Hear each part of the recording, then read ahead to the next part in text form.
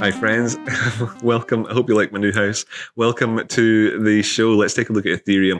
As you can see on the charts here, I have drawn in a parallel channel. This is the 15-minute time frame. Now I'm looking at a very small time frame today just to mix things up a wee bit because the overall bigger picture hasn't really changed from anything that we've really been talking about for the last wee while. But the prices are doing very good right now in there at 283 as we speculated that they could be. So let's look to where we could be going next. And you might be trading this on the smaller time frames, and I thought I'd throw out there some information looking at this and building up the way today instead of doing it the other way around where we would start from a higher time frame and go down the way. So I've thrown this parallel channel on the charts.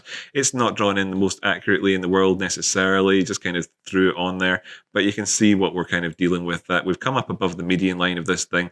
We're above that 280 serrated white line that we talked about in terms of resistance. If we see the prices moving up towards that 292 area, we'll be challenging the top end of this parallel channel. And we know there's a blue line here, which we'll discover more about in a second, where we had resistance in the past. So really what we've been looking at, because what I've done is just simply got rid of the noise. I've left a lot of the stuff that we already had on here. So this isn't a million miles away from what we were talking about in all the previous episodes, even though it does look quite different. So let me just jump up a little bit in terms of time frames. Before I do that though, I'd just like to point out that these highs here, you can see you're starting to look a little bit bearishly divergent here on this upward trend, just as we have it at the minute in terms of the lower time frames. But of course, that's just a warning sign for us.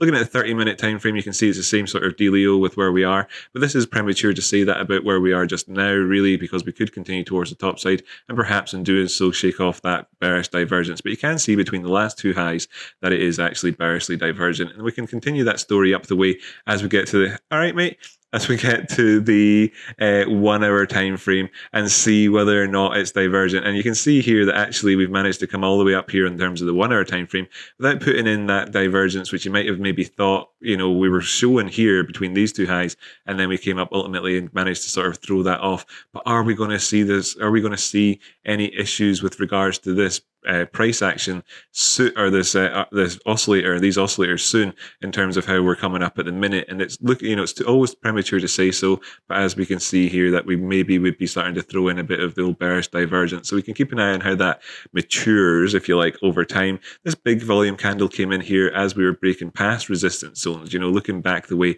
that was when we were at that 248, as we spoke about an awful lot of times, breaking past there took us all the way up towards our higher targets of that 270s before we came back down and retested this green line, which we'll also take a closer look at in a second as we move up the time frames. But that volume then hasn't necessarily then continued on. We can see that there's quite clearly a downward slope, but during these peak areas. But then at the same time, overall, you can see that on average the volume has been going up. And this chunk here, it was higher, and then this chunk here was higher than the previous one. And this one here, maybe on average, you could say that there's more. But that's the sort of the battle of the volumes, if you will. It's kind of overall, I would say that we can sort of keep looking at that here as we get to the 4 hour time frame. Overall, I would say that the volume is kind of going up here as the prices are going up. So that's a good thing to see in terms of the bullish case scenario. But I would just throw out the little word of caution here where we can see this downward chunk in the volume. And actually that's kind of translated in these oscillators down below, which don't look at the volume necessarily to come up with their calculations. Not even necessarily, they don't there. But you can see that we've maybe got this potential for divergence here just there. So that's kind of something to be just keeping an eye on to see how things boil up the way. Now, okay, so this is up to the 4 hour. Just in order to kind of make this a bit easier, let's go up to the 24 hour here and look at where our white serrated lines and stuff come in at in relation to where the previous price action has been. I appreciate that's quite zoomed out, so the candles are very skinny on it. But if we go up to the 2 day and we can fit more candles on there, that's maybe a bit better. And you can see that actually as the price here has found its feet up above this 276 area, that we're above where we were previously on the 2 day time frame. But it's worth pointing out on the daily time frame that we've not. There's a little dynamic there where we had these three highs that were coming in as being, these three highs came in here as being a top, and the price action here subsequently has come up as high as the the second highest of these ones, but we've not come up as high as the top part. We're looking towards that 292 area that we spoke about earlier on for further continuation towards the top side, or which is visible on the little channel here. Sorry. If we want to go up to here, we need to go up towards the top side of this channel to kind of get in amongst these previous highs. So that was what I was trying to tie together there. Excuse me for falling over myself a wee bit. That looks a bit like an American road, which is kind of cool.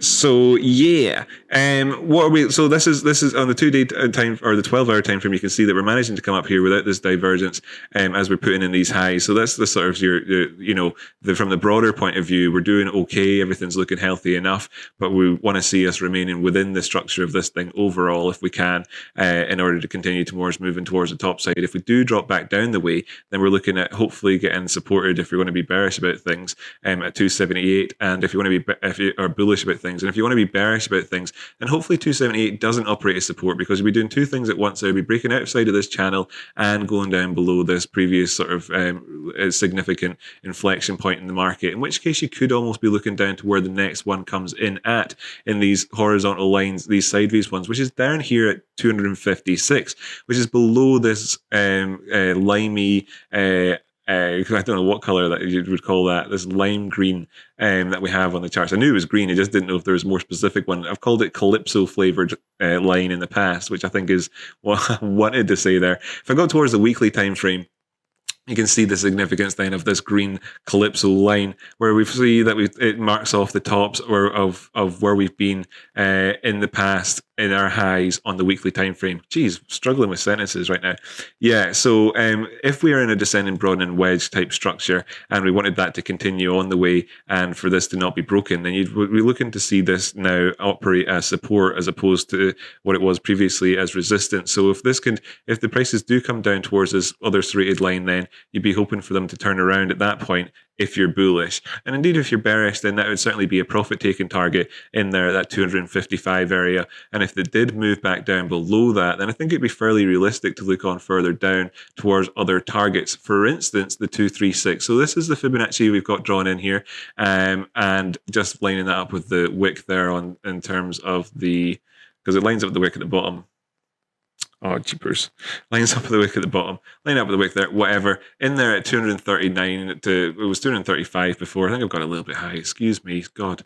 Right, so yeah, in the sort of 230s to 240s area, if we do break down below that 250s, it would be realistic enough to look towards a move perhaps down as far as 235 or so, where that 236 is coming in at. Should the prices actually close below there, where we have this serrated line in at 230, where we knew was a previous area as well, on our way up, that we talked about fairly often, then you could be looking towards a cascade of the price towards the downside. And we could talk about various targets that we have on the charts here, such as the 382 at $208, the 50% at 105, and the 618 there at 161. So that's what I'd be looking out for in the bigger picture. So anyway, as we started off the show on the 15 minutes, let's just go back down there and tune back in with the charts here, just to kind of take us from that broad perspective back down again and say, hey, so there's a few targets that we could be looking to. If we go up towards the top side, we're going to be talking about those 290s areas. If we come back down from that, you'd be hoping for support at the 280s